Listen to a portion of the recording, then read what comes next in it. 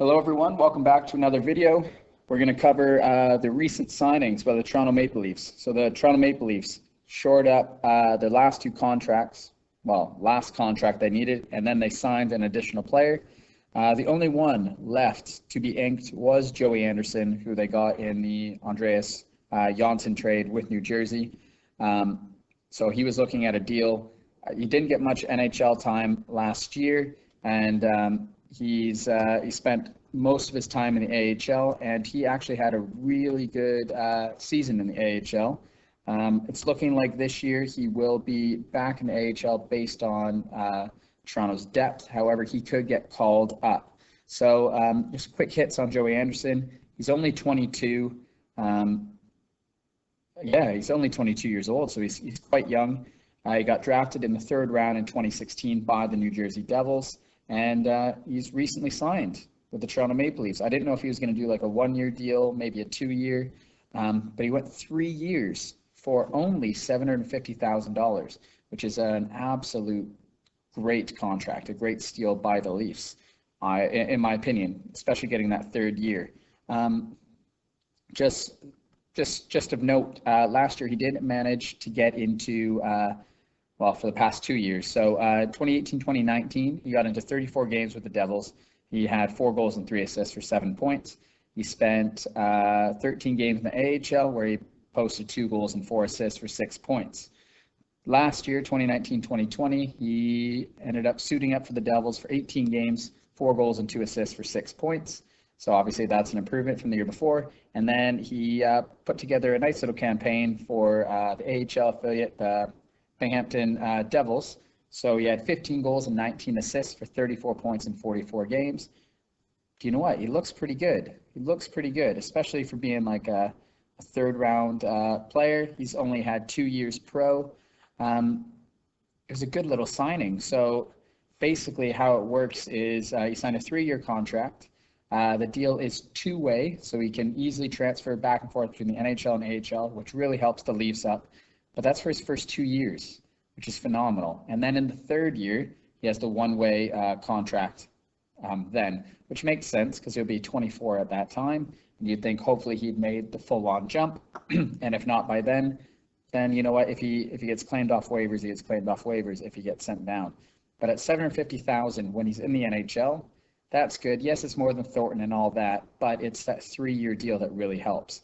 I'm not sure what his AHL contract is, but it doesn't really matter for the Maple Leafs because they're rich as heck. So whoever they put in the AHL, that's an easy payoff. It doesn't, their NHL contract, that money doesn't come up against the cap in the NHL. So it's a good little deal by the Leafs. Great job, Dubas there. Love the signing. I think Joey Anderson has great potential, and this just allows him to develop, play high-end minutes in the AHL, and when needed, get called up. And then a deal you didn't really expect to happen, but did. Toronto has brought back Michael Hutchinson. Yes, that Michael Hutchinson who was the backup, who had like a 3.66, that's what it was. So last year, 4-9-1, 886 save percentage, and a 3.66 goals against average in 15 appearances with the Leafs.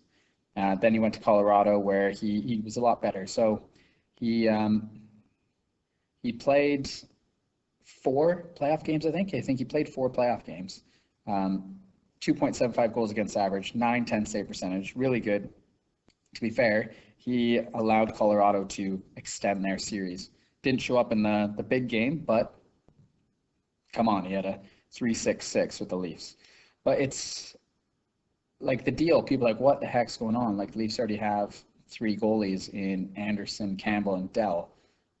What is Mike Hutchinson being there? Well, it's a 2-year contract, but it's a 2-way deal worth $1.45 million. So basically, they can send him to the AHL and he can play there because you have like Scott and Wall down in the AHL. But let's say Anderson gets hurt. You don't want one of those guys coming up to be the third goalie. They need their playing time.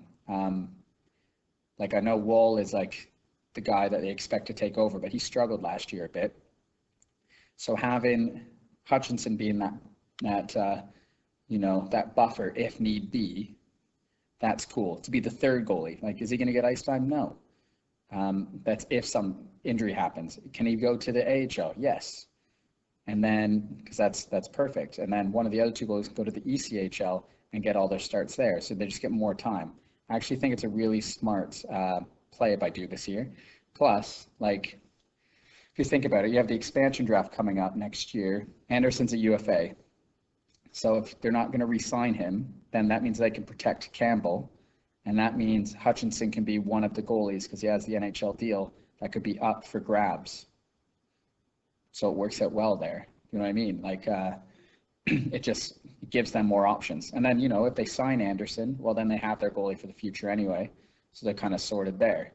I like this play. It's not a worry. It just supports the Leafs and the development of their younger goalies. So there you have it. $725,000 if he's in the NHL. Again, big if. But again, a nice little signing by Dubas. It makes sense team-wise and financially. It's good if he's in the NHL because it's cheap, and the Leafs are rich, so they don't have to worry about it when he goes to the AHL. So yeah, there you go. The team's ready. So basically, what does this mean for the Leafs? No more signings. Don't really need to. So all you have to worry about is trades. So hopefully a trade is in mind. Why? I don't think they're starting till January anyway. So bring it on. Let's bring on the trade rumors and see what kind of happens there. I'm liking the Leafs team. If anyone checks out my NHL 21 stuff, I'm currently the Leafs in online versus and going on a nice little undefeated streak. And that's without Joey Thornton in the lineup so far because the update hasn't been there. But I honestly, I'm liking this Leafs team. I'm liking where they're at, and I like how they're going into the future. So there you have it. If you have any comments about these two signings, please let me know below. If you like this video, click like. If you want to subscribe. Thank you. Thanks for watching. Thanks for listening. See you next time.